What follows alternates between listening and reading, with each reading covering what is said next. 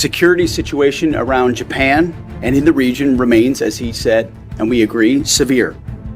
The threats we face are real and they are urgent. China's unprecedented military buildup and its aggressive military actions speak for themselves.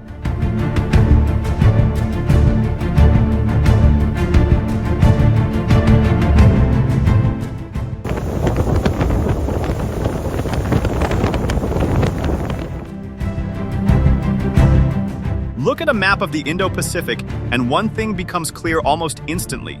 Geography still matters. A lot. Stretching across the western edge of the Pacific is a long arc of islands, Japan at the top, Taiwan in the middle, and the Philippines further south. Together they form what strategists call the first island chain, a natural barrier that runs along China's maritime frontier. For decades, that chain quietly shaped the balance of power in Asia. If Chinese naval forces want to reach the open Pacific Ocean, they must pass through gaps in that island arc.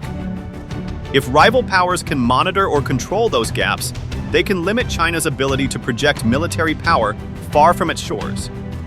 That's why the chain has suddenly become one of the most talked about concepts in modern military strategy. And in the middle of that arc sits the Philippines, a country of more than 7,000 islands, positioned almost perfectly between the South China Sea, the Philippine Sea, and the Taiwan Strait. In other words, right at the crossroads of the Western Pacific. For the United States, which is increasingly shifting its strategy toward what analysts call a denial strategy, that geography suddenly looks incredibly valuable. But it also raises a hard question. Can the Philippines actually help hold this defensive line if tensions with China intensify? Or is the island chain more fragile than it appears?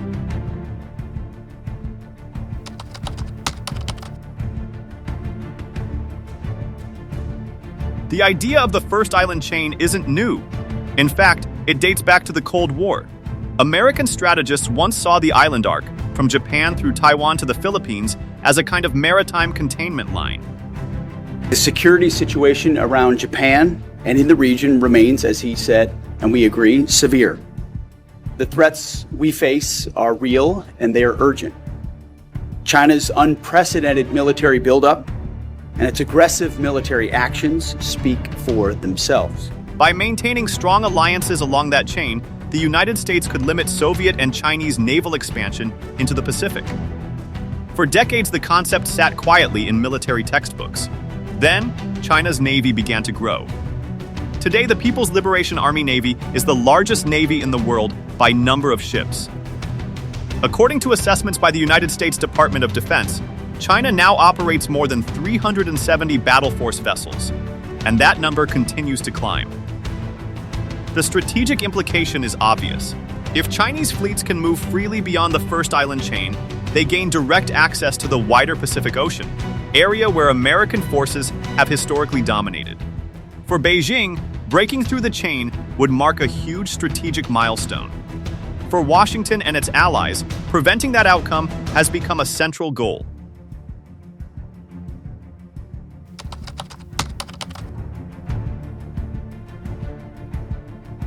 For much of the past half-century, the United States relied on a strategy of dominance. Aircraft carrier strike groups patrolled the Pacific. Large bases in places like Okinawa and Guam allowed American forces to project power across the region. But modern technology has changed the battlefield. China now possesses advanced anti-ship missiles such as the DF-21D anti-ship ballistic missile, sometimes described as a carrier killer. Weapons like these make large naval formations and fixed bases more vulnerable than they once were. As a result, American planners have begun shifting toward a different approach. Instead of trying to dominate every part of the region, the goal is to deny China the ability to control key maritime areas. This idea has been championed by strategists such as Elbridge Colby, who argue that the real objective is preventing Chinese regional hegemony rather than achieving total military superiority. Denial strategy relies on several key principles. Forces are distributed across multiple islands instead of concentrated in a few large bases. Long-range precision missiles can target enemy ships from land. Sensors and radar networks monitor movement across vast ocean spaces. And most importantly, alliances become central to the entire system. Without regional partners, the network simply doesn't work.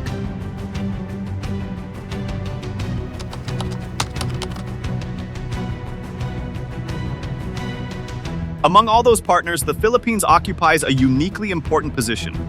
Its northern island of Luzon sits only about 400 kilometers from Taiwan. Its western coastline faces the South China Sea, where several territorial disputes with China continue to simmer. From a strategic perspective, the country is a natural observation point for naval traffic moving between the South China Sea and the Pacific. Control, or even just monitoring, of these waters could shape the outcome of any future conflict in the region.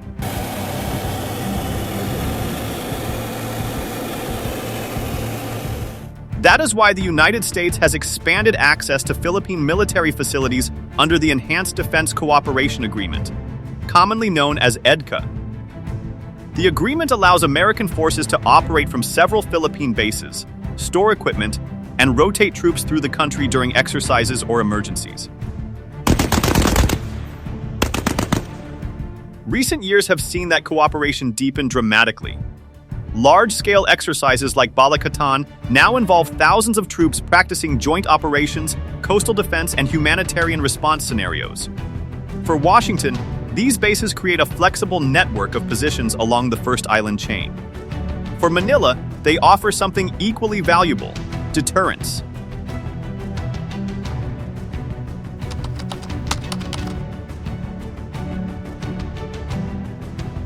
Despite its strategic location, the Philippines faces a basic challenge. Its military capabilities remain relatively limited. For many years, the armed forces of the Philippines focused mainly on internal security issues, counterinsurgency operations against rebel groups, rather than preparing for external conflicts.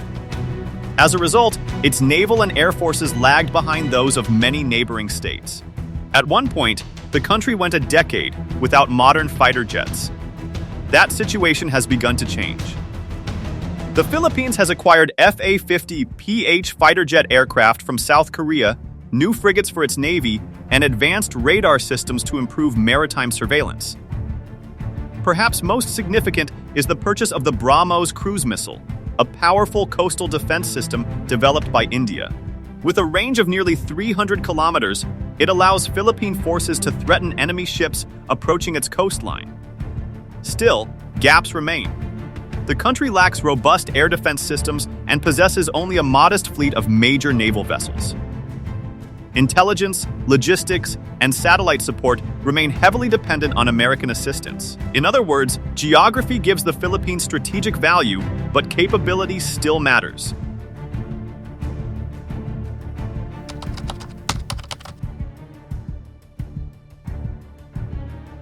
China, meanwhile, is not sitting still. Beijing has expanded both its navy and its Coast Guard presence across the South China Sea. Artificial islands built on disputed reefs now host runways, radar installations, and missile systems. Chinese Coast Guard ships frequently patrol waters near Philippine-controlled areas, and maritime militia vessels often swarm contested features. One of the most tense flashpoints is Second Thomas Shoal, where Philippine forces maintain a small outpost aboard the grounded ship berth Sierra Madre. Resupply missions to that outpost have repeatedly faced harassment from Chinese vessels, including water cannon incidents and blocking maneuvers. These confrontations fall into what analysts call the gray zone, actions that stop short of open warfare but still apply pressure. China's long-term goal appears clear: weaken the defensive barrier of the First Island chain and gain freer access to the Pacific.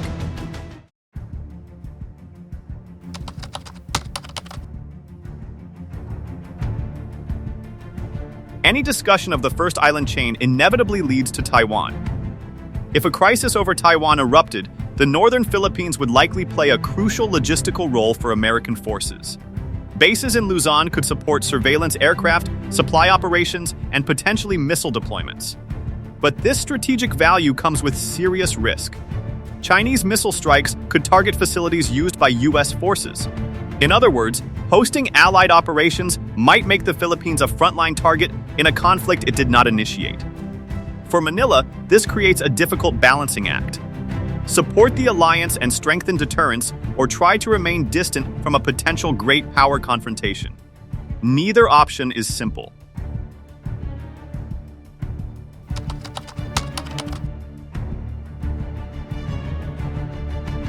If the first island chain is going to hold, several steps could improve its resilience. Military planners often emphasize the importance of distributed deterrence, placing smaller units and missile systems across multiple islands rather than relying on a few large bases. Additional coastal missile batteries, improved air defenses, and expanded naval patrol capacity could strengthen the Philippines' ability to monitor and defend its waters. Alliance integration also matters. Shared intelligence networks, compatible weapons systems, and joint command structures allow allied forces to operate more effectively together. Regional partnerships could play a role as well. Countries like Australia and Japan have already increased defense cooperation with the Philippines, adding new layers to the region's emerging security architecture.